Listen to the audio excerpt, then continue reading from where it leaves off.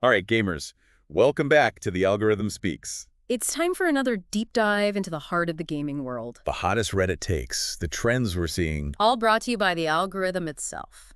We see those same stories week after week. Sequels, remakes, the same old The arguments. same old controversies, but somehow they always manage to find a way to surprise us. Right. It's like watching the same dance, but with totally new steps. So, this week, what's got everyone fired up? What's the algorithm spitting out? Well, it looks like there's still a whole lot of love out there for punching Nazis. Ah, classic. Right. One really popular post was talking about how it never gets old. I mean, can you really argue with that? It mentioned shooting Hitler right in the, what's in that N64 game. Oh, yeah. That was, what, like 20 years ago now?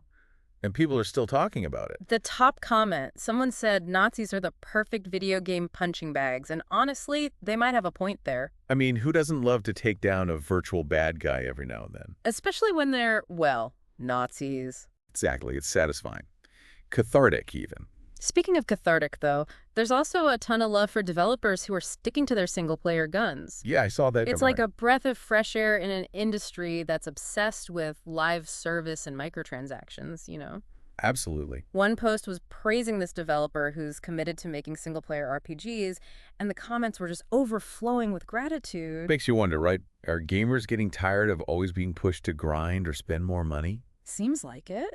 I mean, look at the success of Kingdom Come Deliverance 2. Yeah, that's a great example. Single-player RPG, no microtransactions, and it made back all its development costs in one day. One day. That's insane. It really shows that there's a huge market for those immersive, story-driven experiences. Gamers want those worlds where they could just get lost, no strings attached. Exactly. One commenter even joked that Henry, the main character, should just buy a bunch of copies of the game himself. That's hilarious. It just shows how passionate people are about these types of games. All right, well, let's take a trip to the dark side. The land of downvotes and bad takes. Ooh, this is my favorite part. This week's winner. Someone complaining about modern ARPGs. What, saying they're too easy? Too hand-holdy? No, they were saying that they've strayed too far from their roots. Okay, interesting. And get this, they said that most players don't even touch the endgame content. Wow. That's a pretty bold statement. Right. The comments were a total war zone, people arguing back and forth. Classic get good versus the game is flawed. But that's not all. We've got another contender for the worst take of the week. Lay it on me. This one's about Kingdom Come Deliverance 2 again. Oh, no, don't tell me they're complaining about the graphics. They are. Really? Come on, the game looks fantastic. I know, right? But this person actually said, and I quote, "The year is 2025. This game looks and plays like it was made 15 years ago." Oh, come on. Some people just can't be pleased. I mean, I get it. Graphics are important to some people. Sure, but they're not everything. Exactly. And honestly, with all the positive buzz around the game, I think it's safe to say that most people disagree with that take. It just goes to show you that taste is subjective. What one person hates, another person might love. Exactly. All right, well, let's move on from the negativity and talk about a platform that's been getting a lot of love lately. Oh, you mean Steam? That's right, the digital savior of PC gaming. This week, they did something that has everyone singing their praises. What do they do?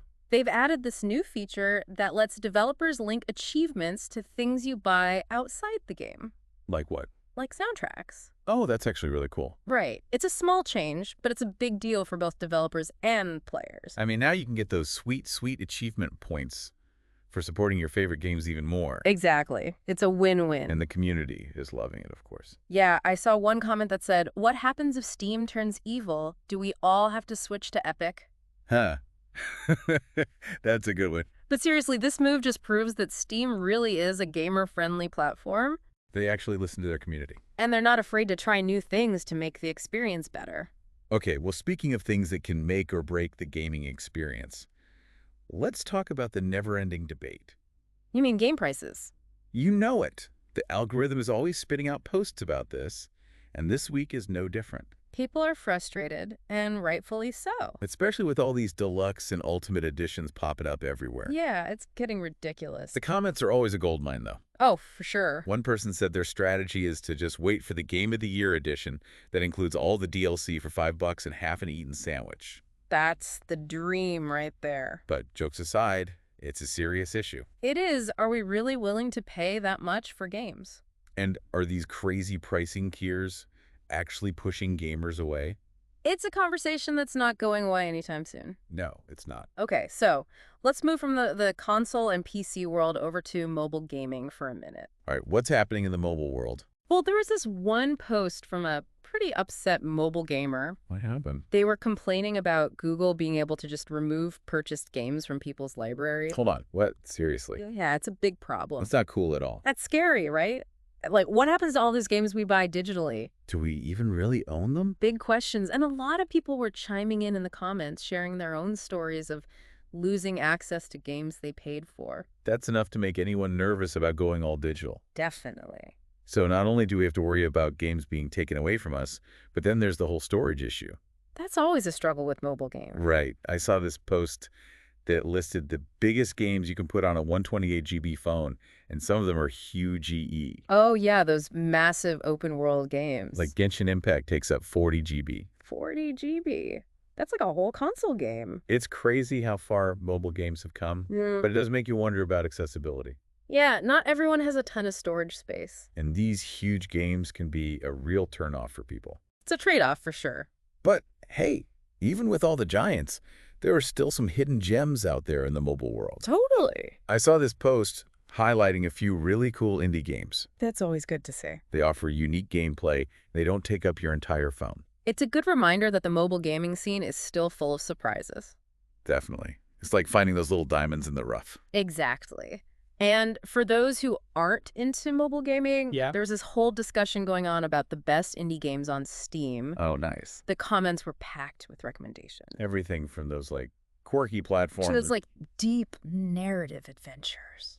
It's awesome to see that there are still so many amazing games being made out there. Yeah, it's not all just big budget sequels and remakes. Speaking of which, we can't talk about gaming without talking about Those games that suck you in. those one more turn games. The Yeah. ones that steal your time, your sleep.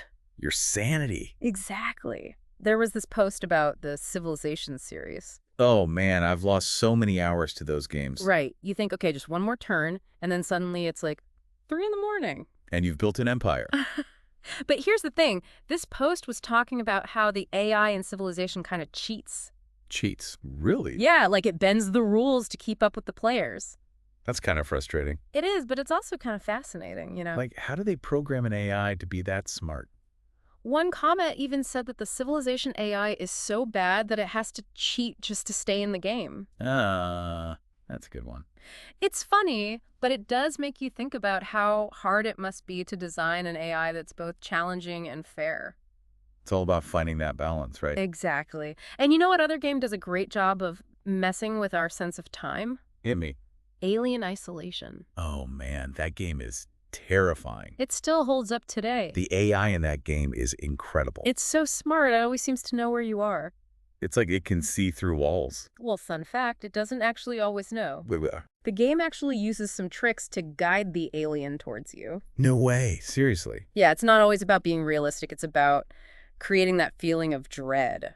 That constant tension. Exactly. They want you to feel like you're being hunted. And they totally nail it. For sure. All right, well, that's our deep dive into the gaming world for this week. From single-player triumphs to mobile gaming frustrations. The algorithm has shown us that the gaming landscape is always changing. Always evolving. One thing's for sure. Gamers always have something to say. Whether it's praise, criticism, or just plain weirdness. And that's what makes it so fun. Absolutely. So keep exploring, keep gaming, and keep those conversations going. We'll see you next week for another deep dive. Until then, happy gaming. It's like a whole secret world of awesome games just waiting to be discovered. Right. And for those who are, maybe a little overwhelmed by all the choices. Too many games, not enough time. Exactly. We found this thread where people were sharing their favorite indie games on Steam. Ooh, that's a good one. I love those threads. Yeah, it was like a treasure trove of recommendations. Everything from those like super polished platformers. To those like really experimental narrative games. It's a good reminder that there's a whole world of incredible games out there beyond the big budget stuff. Absolutely. But let's be real. No gaming conversation is complete without talking about the time suck games. the one more turn games. Yeah. The ones that make you lose all track of time. Those are the best, though. You are? And the algorithm knows it. Oh yeah, this week it was all about the Civilization series. Man, those games are I legendary. know, right? You start playing, then suddenly it's like 4 in the morning. And you've conquered the world. Exactly. But this post we found, it was talking about how the AI in Civilization kind of, well, Kind of what? kind of cheats. Cheats? Seriously? Yeah, like it bends the rules to keep up with the human players. That's kind of messed up. I know, right? It's like, come on, give us a fair fight. But then again, it's also kind of impressive, like, how do they program an AI to be that smart? It's a delicate balance for sure. It's all about making the game challenging but not impossible. Exactly. One of the comments on that post was hilarious. They said the Civilization AI is so bad that it has to cheat to have any chance of winning. That's a good one. It's funny, but it makes you think, It does. It makes you wonder about the future of AI in games. Like, how are they going to make AI that's both challenging and fair? Yeah, it's going to be interesting to see how that all plays out. It is. You know what other game is a masterclass in messing with our sense of time? Ooh, which one? Alien Isolation. Oh man, that game is still terrifying. I know, right? It came out, what, like 10 years ago? Something like that. And it still holds up today. The AI in that game is incredible. It's like it can see through walls. It always knows where you are. Well, fun fact. What? It doesn't actually always know. Wait, what are you talking about? The game uses some tricks to guide the alien towards you. Yeah. It's not always about perfect realism. It's about creating the right experience for the player. Like, they want you to feel that sense of dread, that feeling of being hunted. Exactly. And man, they do a great job of it. For sure. It's one of the best survival horror games ever made. All right. Well, that wraps up our deep dive into the world of gaming for this week. From single-player hits to the never-ending debate about game prices. And everything in between. The algorithm has shown us once again that the gaming landscape is a wild and wonderful place. Always changing, always evolving. But one thing's for sure. Gamers are going to keep on gaming. And we're going to be here to break it all down for you. That's right. So until next week, happy gaming, everyone. See you next time.